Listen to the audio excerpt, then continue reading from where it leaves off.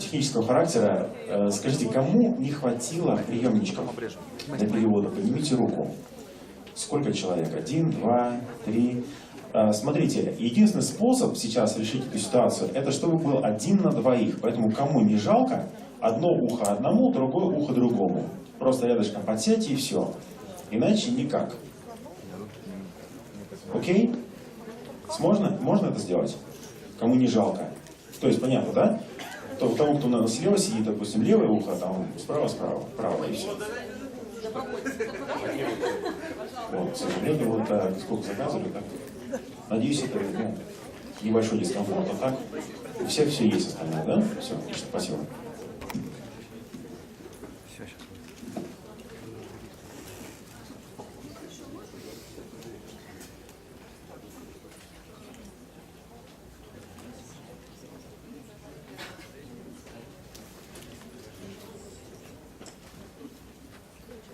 Продолжаем мероприятие. Передаю слово на минуту Владимиру Соловьеву, компании «Эврика», для представления следующего спикера.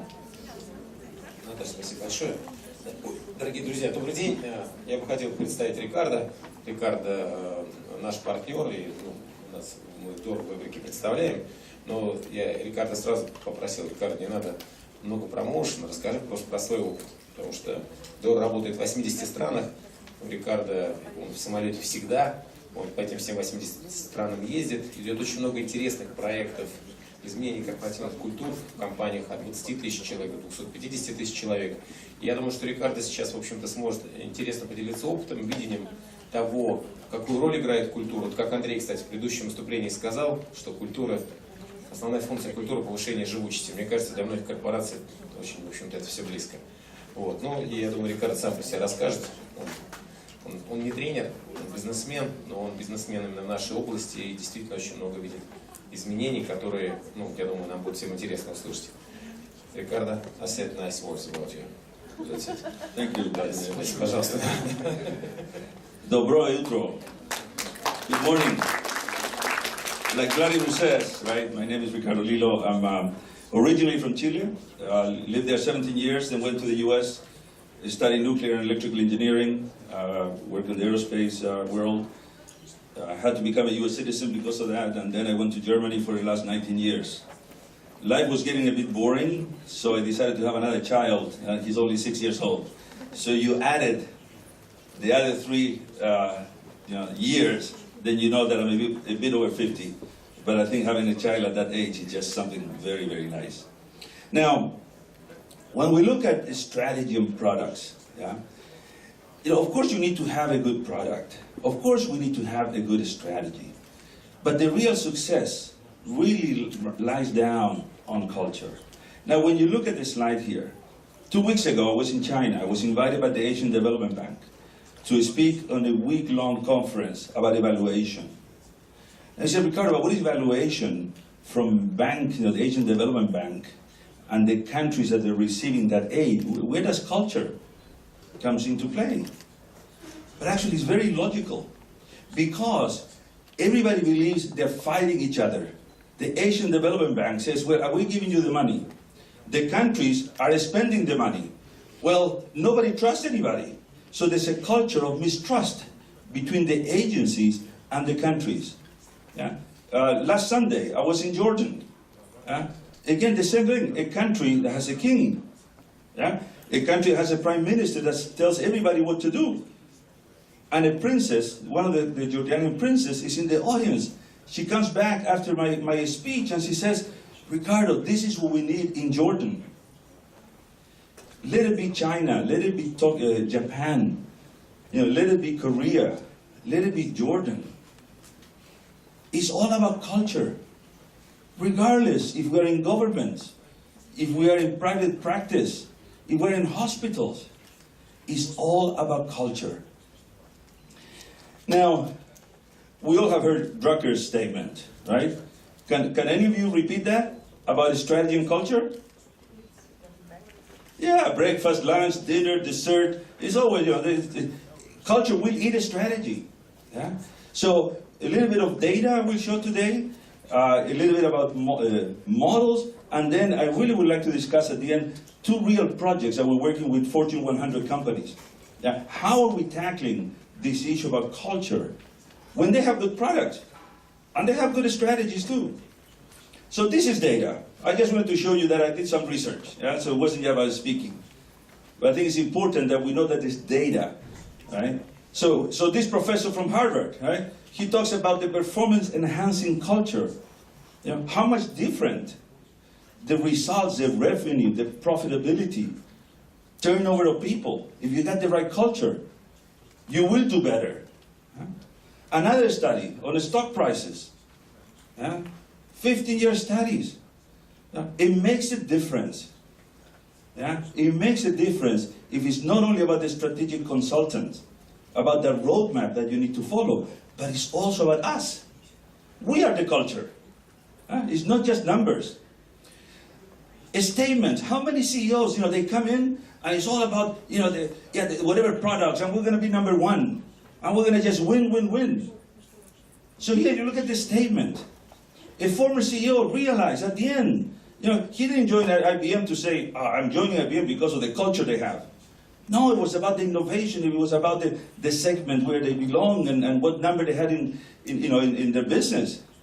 But then he realized that it is the game. Culture is the game. So we need to pay attention to that. Now, the strategy, of course, is easy to handle, right? You hire some strategic consultants, and what do you get? You get a plan. Sometimes a lot of pages. Sometimes maybe a little less pages. But you get something. Well, when you ask for culture, what do you get?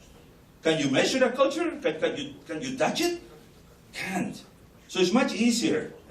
It's much easier to deal with that. Now Apple, they're just coming out with the Apple 10, over €1,000, $1,000 for the Apple 10. But it was a culture, it was an innovation culture what Steve Jobs was looking for. It was, he couldn't touch everything. But he knew he had to build that culture, that innovation culture. And the one he named, afterwards, it was the same. It was a person. Maybe, I don't know if it was the smartest or not, but it was a person that understood the Apple culture. And that's what is important. That was a legacy he wanted to keep and continue. Now, we did our own analysis over 40,000 people, and we asked this question. So if you're working to improve results, where do we spend most of the time? It's a strategy. Because of what I said earlier, you can touch it, you can read it. But actually, when we ask those 40,000 people, which one has most impact on results? It is, of course, on culture. Now, in the last, if you look at the Harvard Business Review, there's an article here in Russian, so you can read about more of the data that study has. Now, what's interesting, and this is a real, a month ago I got a call from a Peruvian company. We don't even have a Peruvian branch. And somebody calls us, the largest construction company in Latin America outside of the Brazilian construction companies. Over 20,000 people. He says, Riccardo, we got a problem. In the last 12 months, he called it, we have 4 heart attacks. I said, what are you talking about? And he described that they almost went broke from a cash flow perspective. They got fined $500 million because of it. They got involved in one construction project in Brazil, where the company Albetrecht, this is the corrupted company that all the Petrobras people and a lot of the politicians, they got fired or they're getting issues with the court system. Well, they got fined. They had a partnership with only 10%. They got fined $500 million. They had to say, how are we going to survive? So, of course, who did they hire? McKinsey, Boston Consulting. They needed help. What do we need to do? Tell me, how will I survive? Give me that roadmap. And then this person said, wait a minute, what about our culture? It's a family-owned business. It's still listed in the New York Stock Exchange. But it's family-owned, the CEO, everybody's family. So imagine, you have 4 heart attacks, and you want to survive. How are you going to do that? Just by hiring strategic consultants and defining the roadmap? No. I mean, those people, all the vice president, the executive vice president of the 4 segments, they have been with the company 25 or 30 years. Can we tell them we got to change? And they will change? Of course not. We cannot do that. So as far as Peru, a country that, sure, in my infancy was a neighbor, yeah? But even then, they're asking for help. How do we deal with culture? So when we talk with our client, yes, of course the strategy is important, and of course you got to have the right product, and you got to innovate. But don't forget the culture piece, because it's really important, and it's the one that will make you not just survive. We're not just talking survival. Well, in the Peruvian company, it is survival. But it's about staying number one. It's about, when you spend all the money in R&D, is your people going to be able to take you to wherever it is that we need to go? At the end of the day, whatever you create accountability for is what you're going to get. And that's really interesting, yeah? Because, I don't know if you know Wells Fargo, but it's the 3rd largest bank in the world. Last year, yeah, they got caught.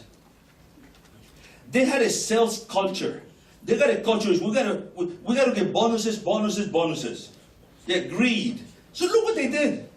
They opened over 2 million bank and credit card illegal accounts from their customers. Look at the fine, $185 million. Over 5,000 people got fired. Of course, somebody has to pay that price, right? It was them, the low-level employees, actually. No executive got fired. When they asked the CEO, yeah, he says, oh yeah, I'm accountable for it. It's the employees that they did not live our values. You can read the statement for the senator, the politician, that grilled the CEO, and finally he was forced to leave. Yeah? But a culture in a company can trump everything. It can ruin you. If people believe you got to win, no boundaries. Look at this other example. You want to be number one. Well, somebody out there doesn't know that you got to stay ethical, that you cannot break the rules, that you cannot cheat. But the culture says, I want to be number one. I got to go. I got to be Toyota. I want to be number one. So what do? Some engineering, creativity, innovation. Yeah? You change the testing, and you pass. And it's great because you get to be number one. Until you realize you're paying billions of dollars in fines, yeah, because you're not supposed to do that. Because regardless of what you say, regardless of what your values are, some people get the wrong message. Sometimes the culture of winning stands on the way to do the wrong things. So realizing what really culture, what are you really about? Where is it that you want to go is very, very important. Now, of course, you got cases, like GE is a very good example. Over 130-year company. See, they know culture is not static. Values are timeless. You want to be ethical all your life. Not only the first 5 years you're in the company. The company values are timeless. The beliefs, the mindset is time sensitive. Because it depends on where you want to go. Where is that thing that you're going? What's going to make you a winner? And the belief that mentality, is it innovation? Is it safety? What is it? That can be time sensitive. Now, I'll give you a secret sauce. Eh? So we start with a good product, service. Whatever we're in business, yeah? Hospital, even government. Yeah? What are we about? So we want to be the best product and service. And then, of course, we want to have the right strategy. It's good. We must have it. Sometimes we hire people from the outside. Sometimes we have our own strategic consultants inside. It's okay. It's good. Yeah? The question is, that's not enough. Yeah? It's about that culture. And see, culture just happens. The question is if you're really going to do something with your, again, the company organization, yeah, it's a formula, and that formula has to be intentional. See, culture, of course it happens, and you can let it grow. You can let it be, and then you blame it. Oh, it was the low-level employees, they didn't live our values. But if you want to do the right thing, if you're the C-level group in your company, it's about being intentional about your culture. And you want to be able to manage that. Now, we have a premise, of course, yeah? And it's us. See, it's each one of us that creates the culture in our companies and our organizations. Yeah? Now, and whatever that organization or culture is, it will create the results that we get. We may not like them, but we are the ones that get the results. Now, we believe the culture of accountability is the one that will give you the best results. And if you want to accelerate, if you want to be a bit faster in your competition, that's even more important that you actually implement it. Now, we're all humans. We're all people. Yeah, we have this very simple model. We call it steps to accountability. You see there's a line there. Yeah? Now, below that line is when we behave, when the culture that we have is we become victims. We play the blame game. See, it's never our fault, is it? Come on, each one of us, we're perfect, right? See, it's always somebody else's. It's maybe somebody else, it's another group, maybe it's the headquarters, maybe it's the government, maybe it's Brexit. If you're in the UK right now, how can you expect me to do anything? I don't know what's going to happen with Brexit. We spend time on things that we don't even control. We're frozen. Yeah? Above the line is when with people, each one of us, in organizations, we take those steps to accountability to get those results that we need. It's a culture of see it, own it, solve it, do it. It's when we actually become innovative. It's when we focus on those results. Now, we're humans. So it's almost natural that every time we face an obstacle, we just go below the line because it's easier. Tell me what to do. It's not my job. Now, how many of us have seen this? See, I'm doing my job. My job is to paint that line. That's the culture in my company. I'm allowed to do this because I'm doing my job. See, you did not hire me to move that branch out of that road to do it right. It's the culture. We're allowed to do this and we feel good about it, actually. Now, the second model, we call it the results pyramid. And why is that? Because no matter which organization we have, we're always seeking results. It's about results. Now, how do we get results? By the actions that we take, that everyone in the organization. We just talk, right? We are the ones that will build that culture in the company. So we take actions. But you see, the question is, how do we do that? How do we act to get those results? What is it based on? What influences the way we do things every day, every hour? It's whatever we have here. It's those beliefs. Do we need to cheat? Do we need to be creative? What is it? How are we going to act to get the results? Where do the beliefs come from? From the experiences, from the past. The way our leaders are working with us. The way we get rewarded. You did a great job. We should not cheat. We should do this, we should do that. Now this model actually applies both in business lives and personal lives. I put that little, plane there. Because us as leaders, what do we do? When things are not going right, what do we love to do? Help me. What do we love to do when things are not going right and we're leading a team? We tell people what to do, we reorganize. Maybe we buy a company, we fire some people. We create firefighting teams. Get all the resources you want, we just need to do it. Would that change the culture of a company? Actually, it reinforces that every time you got a problem, extra resources are going to come. And most likely, the person in charge of that firefighting team will even get promoted because you did something exceptional. Yeah? But we forget, if we want long-term change in culture, we got to create those experiences. I'll tell you a story about my daughter. She's Sophia, 25. It's not the new one, it's another one, right? Actually, of the 4 children, it's only one daughter. She's 25 now, lives in Seattle. She had a belief. Life was easy. Why do I need to work hard? Where that belief came from? The fact that when she was in high school in Frankfurt, she got the International Baccalaureate, 2 languages, German and English.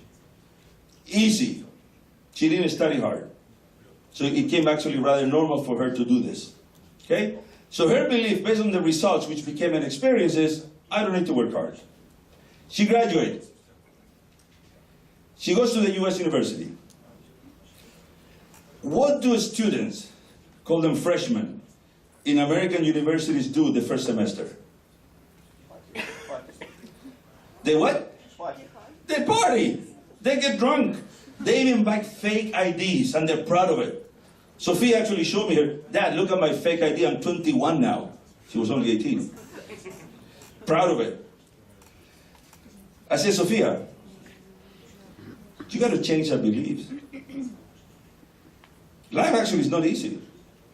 You got to work hard for it. Dad, what do you know? You're just old. Sophia, you need to work hard.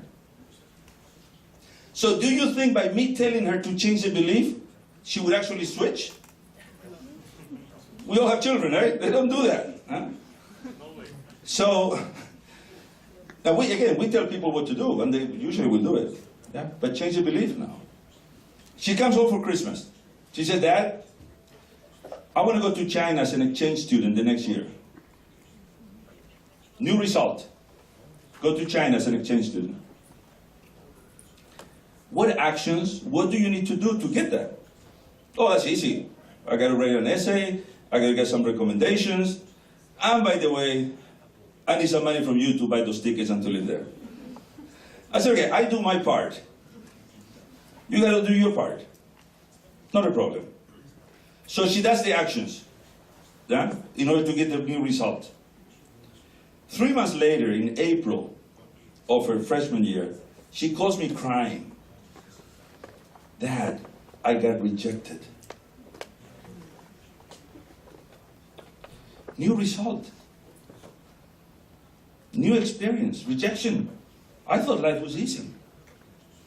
That experience made her change the belief that I was trying to tell her for months. Stop partying, study. Life is not easy.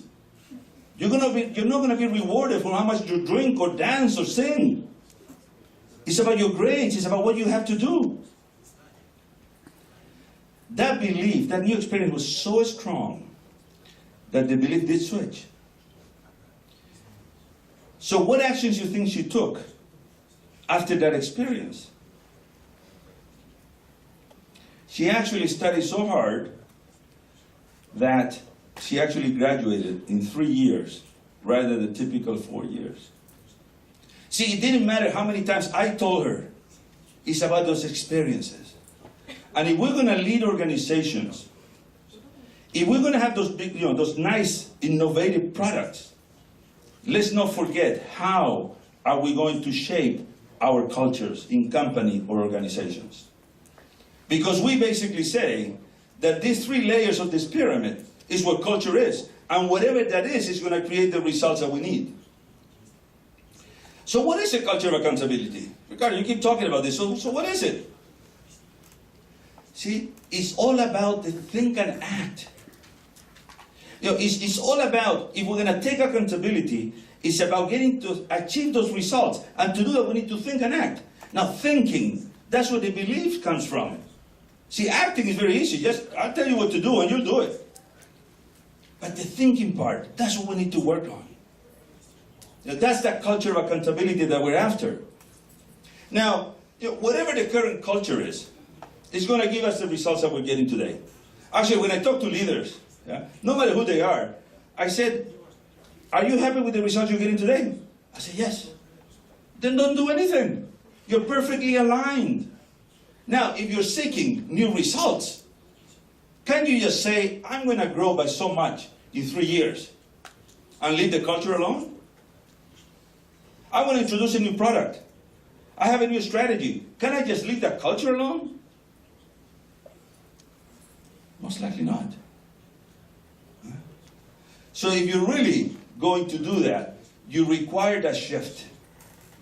You require that shift. And this is why I say that beliefs are time sensitive. Because it depends where you're going is what you need to change. Now, again, lots of quotes. But it's all about alignment of the talents that we have. Yeah? Because if we're all misaligned, if we're all working hard for whatever it is that is what I used to do, and I'm not clear where the strategy is going, what are the results that we're seeking, we're going to be working hard, pulling in different angles, and we're not going to get there. So if we want to optimize that result, that's what we need to do. Therefore, we need to be clear, what is it that we're seeking? Now, we all, I believe we know that culture change is something internal from a person, each one of us. See, I cannot get up and say, okay, from now we're all going to change our culture. Yes? Can. Each one of us will make a decision. Am I on board or am I not on board? Now, when you're looking to change a belief of a company, then those beliefs are formed one team at a time. Now, I told you I was going to do some discussion on some clients that we have. There's lots of them in all different segments. And actually, pharmaceutical industry, I don't know if some of you are in the pharma industry, but lots of companies have great R&D, great budgets. But you know what? See, 5 years ago, we tried to launch a new product. And it didn't go so well. So now, 2017, that we're trying to launch some new products, let it be oncology, let it be whatever area of pharma industry it is. See, people remember that 5 years ago, we didn't know how to launch a new product. And we need to work on that culture. We need to identify what beliefs are blocking us from being successful, from having the attitude we're going to win. So they call it. We have three tracks, we call them three solutions when we look at accountability. The first one is us as individuals. This book actually is already available in the Russian market, thanks to Vladimir, Kirill, Enrico, and Dor. This is the one that I'm talking the most. And actually leaders end up reading this book, and then they call us and say, this is what we need and this is what we want. This will be available in the Russian market next year, 2018. And the last one, also related to culture, mainly from leadership perspective. How did that happen? Any of you ever asked you that question? How did that happen? It cannot be. I gave excellent directions. So what happened? Let's blame our employees. Let's blame somebody else. We want to change that to how did I let that happen? Both Microsoft and IBM actually are using that a lot in their leadership development. Now, I got to tell you these two stories because these are huge clients, multinationals. This one is over 40,000 employees, global. I guess just by reading Brent price, you realize this is oil and gas. I'm not allowed to tell you who they are, but if you watch Formula One, somebody won the race yesterday, and whoever the sponsor is, maybe you can do a connection, okay? I'm not telling you who they are, okay? I'm not violating that right. But look at this. And you got some pretty large companies in the oil and gas industry here. So they all had the same the nature, global economics, they play you a really bad hand the last 3 years, and it's still out there. Okay. Now this company had actually do some major investments to create kind of a new city refinery project in the north of Singapore. Billions of dollars invested. They started that, again, with the oil prices still in the right place. And they still had these priority things to deal with. Yeah, they wanted to generate cash, they had to survive. They got to look at the talent. Do we have the right talent to keep working? We need to become more efficient. Of course, if our revenue is dropping, we need to be more efficient. We need to start looking at technology. We need to execute projects. So how do we do that? More strategic consultants? Or do we create a world-class culture? So they called us actually right before, around the 2014 timeframe, to see, can we do it? This company has a leadership center. Lots of consultants, lots of people. And they read the book. The leader of this leadership center actually read the book. Change the culture, change the game. And he says, that's it. That's what we need. So what do we do? People ask me, Ricardo, can you change culture in 6 months? I really need to change the culture. Good luck. We're no magicians. We're no wizards. But you need a roadmap if you're going to be real. So this is what we did with them. So we start working with them in 2014, and we call it the adoption phase. And I tell you, don't quote me this, but executives sometimes are the hardest to change. See, for them it's so clear what they need to do, and they think just by telling us what they need and what they want is going to happen. The reality is, and they claim they're so busy. See, we don't have time for culture. HR will take care of that. This is an HR conference, so you guys take care of it, okay? I'm just the CEO, so I don't need to. You do it. The adoption phase is the hardest. Yeah?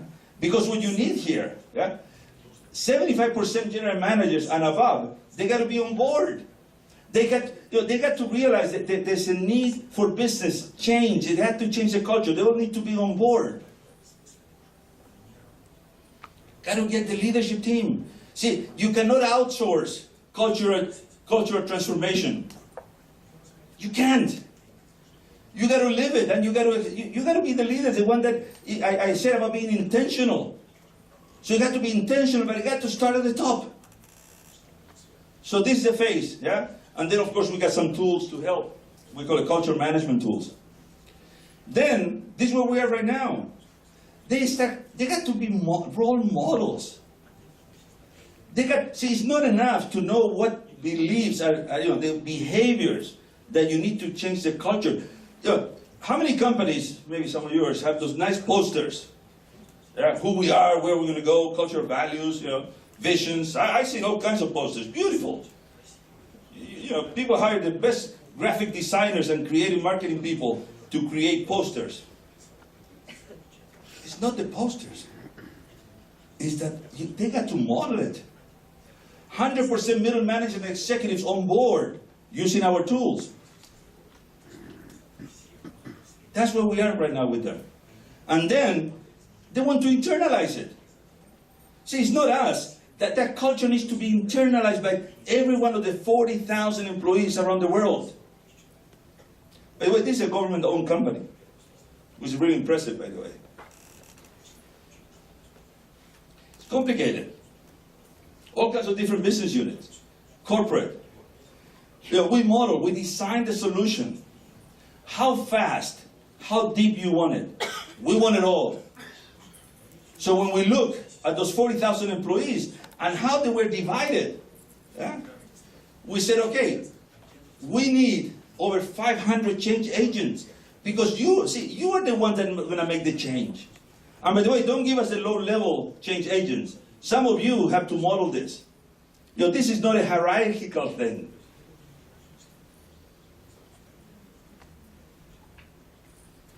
Another client, Fortune 20 company, automotive sector. This company, March 2016, that's before they called us. They wanted one IT desired culture globally, 11,000 people. They said, Ricardo, but IT, come on, those guys always are breaking down servers and they don't let me use my, whatever programs I want in my company. Well, if you would have called this IT department 5 years ago, that's exactly what their function was. Yeah? Nobody breaks in the firewalls, safe, etc. Well, this company, like a lot of automotive companies today, are saying, we need to change. So they define the big initiatives, big six. Nice words, nice titles. Yeah? But actually somebody thought, we need to deal with culture also. Culture is important. Now, also a company, Fortune 20, of course you got your consultants inside. Of course you already have called some of these strategic consultant companies. And they have been trying, because we interviewed them and said, so what have you done? Oh, we've done this. We created a program on empowerment. We created a program on this. We did trainings on that. But we're not changing.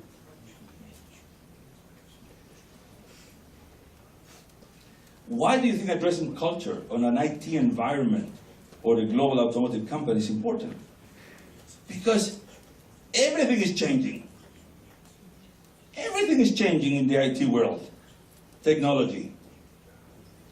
And this company said, you know what? The changes in the industry are so big that we need to change. We don't want to be an automotive manufacturing company anymore. We want to be in the mobility business. So if you're going to be in the mobility business, don't you think the IT department will play a big role? But those people, they've been in the company for 20 plus years. Very comfortable jobs. So imagine having to move that company forward from a cultural perspective. They had their values all defined. The values were very well defined. So the question is, what is that culture? What are those beliefs? Yeah? So we work with the executive team so what's blocking you now? Yeah, what are those beliefs that are saying, we cannot change, we've been doing this for years. What is it? And then people start thinking, young people actually today they may know more about solutions that the guy's been around 25 years. But we're a very hierarchical company. So maybe one of those beliefs, it has to be knowledge over hierarchy. Wow. That's a major change for a company like this. But it has to be modeled. They have to identify that. That's not us. We help the process. They need to identify what is it. What is it that they need to change to make it work. Now, the hard part, so we did that. Actually, we did this in June of a year ago. So we're right over a year. You know what's happening? So we're working with the CIO and her 11 direct reports.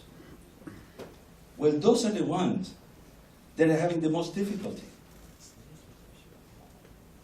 We also did over 200 internal change agents. And they're excited.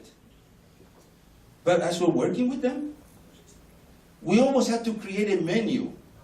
Actually, we did create a menu. Like the 14-week cultural change initiative that each leader had to do. Because when we're interviewing them as the change was started, they said, we're too busy for this. Okay, well, I'll do it next month.